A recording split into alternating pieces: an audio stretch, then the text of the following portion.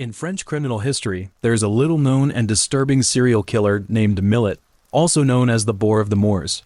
Unlike serial killers, who commit crimes frequently and kill multiple victims in a short period of time, Millet's crimes were extremely infrequent. Over the course of 53 years, he killed only 3 victims, committing a murder every 20 years.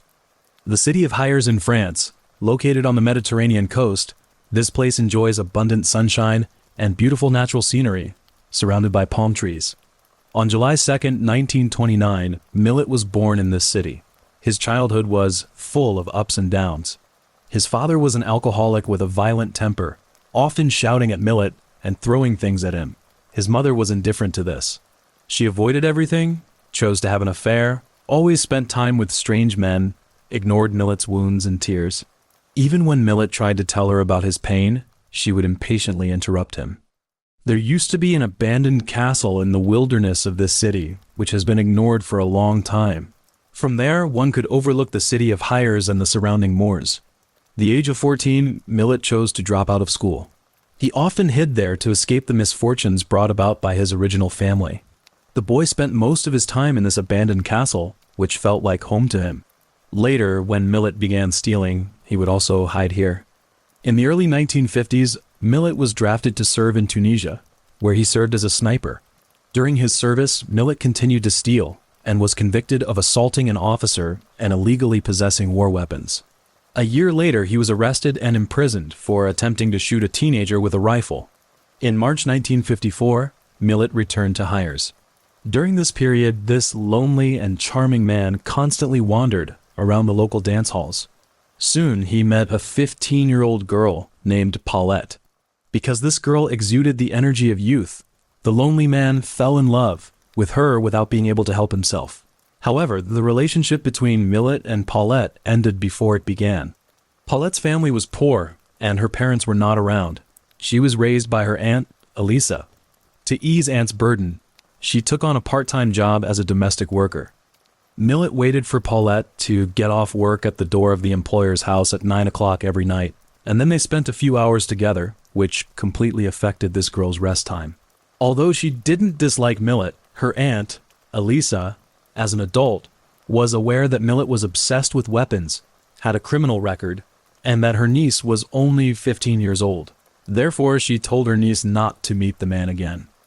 Days later, when Elisa and her fiancé were drinking in the bar, Millet suddenly found Elisa and asked her to go out to chat, because he learned that Elisa prevented Paulette from seeing him. However, Elisa slapped Millet across the face and warned him never to bother Paulette again. As the crowd began to accuse him, Millet directly threatened to kill Elisa. Minutes later, he took a gun and shot at Elisa. However, the bullet only hit the trash can. Later, in order to avoid being chased by the police, this man hid in the moors and stayed there for 5 days. It was around 5 p.m. on April 3rd. Elisa and her fiancé were standing near a bus stop. Once again, Millet took a gun, crossed the street, and walked straight toward Elisa, shooting her in the head and killing her on the spot, then fled back into the moors. No police officer could tolerate such a public shooting, so they immediately sealed off the local traffic. The next day, the man was arrested near the train station, having been shot 3 times. Despite falling into a coma due to the shooting, Millet miraculously survived. He was charged with murder and attempted murder in connection with the 2 shootings. On September 30th, 1955, the trial began. Millet admitted that he was guilty of murder. He explained that it was not premeditated murder. The first shooting occurred because he merely intended to scare Elisa, and as a sniper, he had no reason to miss her.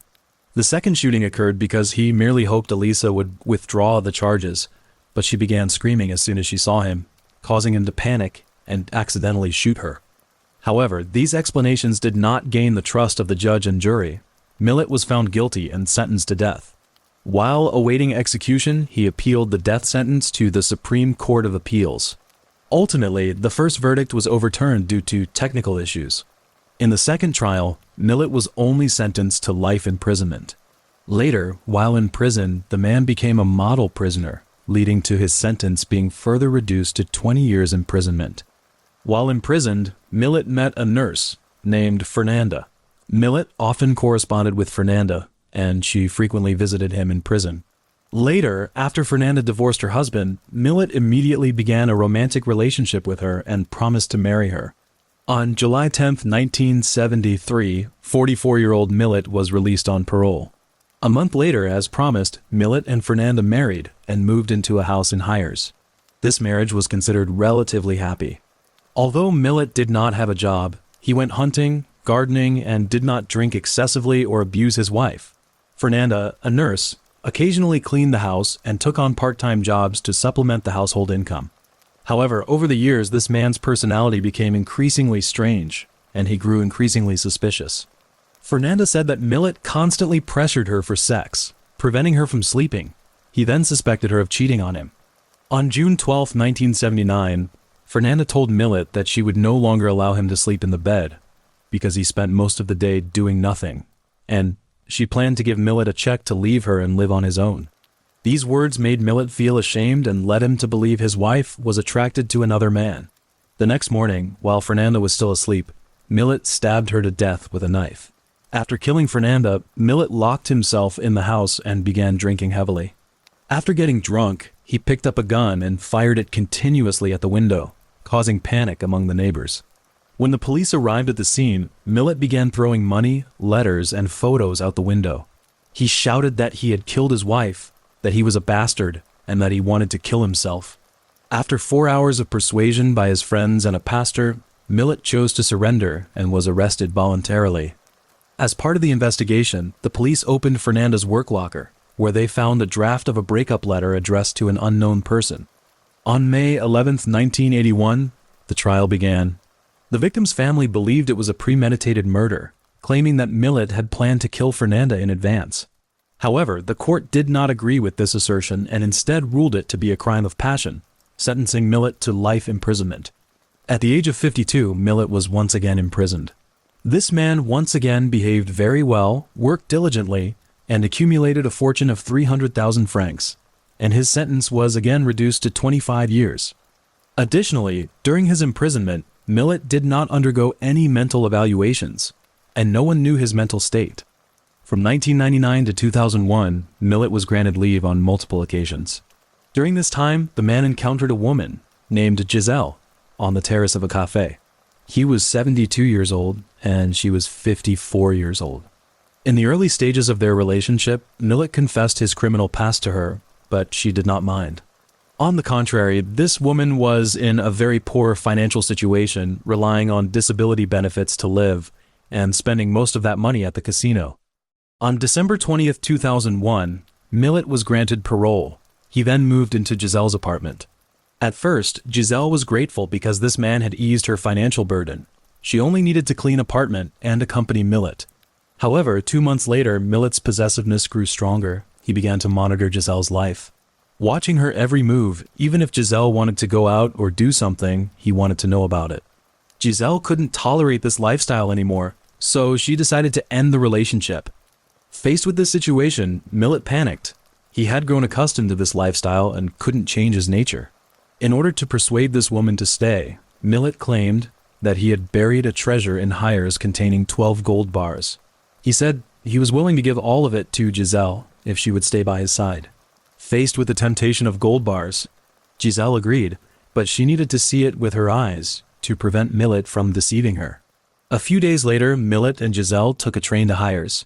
Along the way, Millet secretly bought an ice pick, and then the two of them took a taxi to the moors.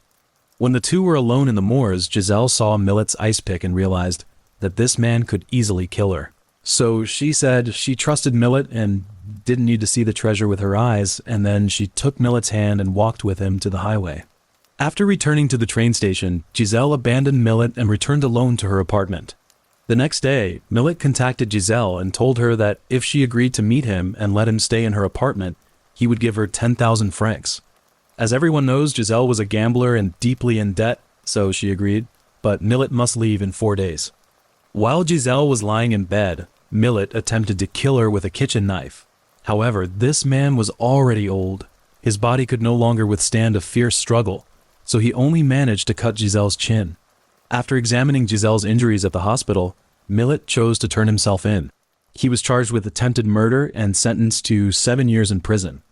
In 2007, at the age of 78, Millet was released from prison and returned to hires. Near a hotel, Millet noticed a woman named Chantal, who suffered from depression and severe financial difficulties. At that time, Millet had approximately 30,000 euros in savings. He proposed moving into Chantal's home and living with her, offering to pay her rent, buy her gifts, and take her out to restaurants. But Millet was a man with a strong possessive nature. Although he did not become romantically involved with Chantal, he soon felt uneasy about one of her male friends, 41-year-old Christian, who frequently visited Chantal's apartment. On November 18th of the same year, Millet and Chantal spent time together in the apartment, but Chantal once again invited Christian to the apartment for drinks. Throughout the evening, Millet lay in bed, listening to the noise coming from Christian and Chantal. Then he left the apartment and told Christian that he would return fully armed, hoping that the young man would leave. However, Christian did not take these words as a threat. On the contrary, he invited Millet to drink, and it was clear that Millet viewed this invitation as an insult. An hour later, Millet knocked on the door, pulled out a gun, and shot Chantal in the thigh, then fired 3 shots at Christian, killing him. After the murder, Millet still wanted to go to the moors. He tried to hide his tracks as he had done before, but his aging body was clearly no longer capable of doing so. Realizing that he could not escape the police, the lonely old man pointed the gun at his own head and fired.